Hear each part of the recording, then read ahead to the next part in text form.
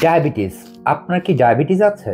বা আপনার কি ডায়াবেটিস হওয়ার কোনো সম্ভাবনা আছে? বা আপনার ফ্যামিলিতে বাবা মা ভাই বোন দাদা দাদি কারো ডায়াবেটিস আছে বা ছিল? তাহলে কিন্তু আপনার ডায়াবেটিস হওয়ার সম্ভাবনা অনেক বেশি।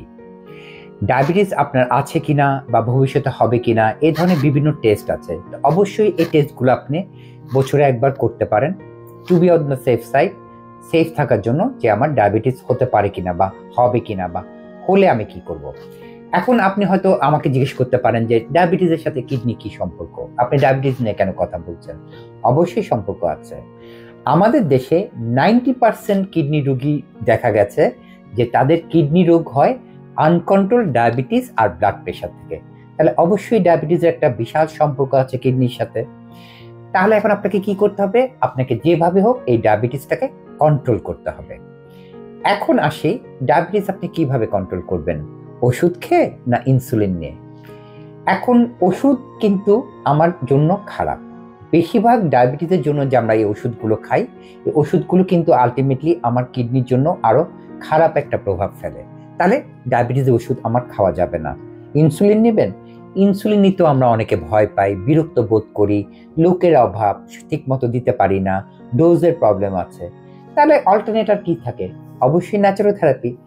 আপনি যদি খাবার এবং বিভিন্ন ন্যাচারাল পদ্ধতিতে ডায়াবেটিসটাকে কন্ট্রোল রাখতে পারেন, তাহলে দুটো জিনিস হলো, সেটা হচ্ছে আপনার কিডনি সেফ থাকলো, প্লাস আপনি অবশ্যই জানেন বা অনেকে জানেন না যে ডায়াবেটিসের জন্য শুধু কিডনি না, ডায়াবেটিস আমার চোখকে এফেক্ট করতে পারে, আমার লিভারকে এফেক্ট করতে পারে, আমার হাত পাকে এফেক্ট করতে পারে, আমার শরীরের অনেক অঙ্গকেই প্রবলেম বা এফেক্ট করতে পারে।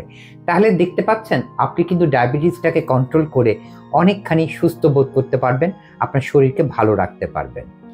আর ডায়াবেটিসটা আরও ইম্পর্টেন্ট এই জন্য যে যাদের আনকন্ট্রোল ডায়াবেটিস থাকে তাদের আপনারা দেখেছেন যে একটা টেস্ট আমরা অনেক সময় করতে বলি রুটিন ইউরিন, মানে ইউরিনের রুটিন টেস্ট।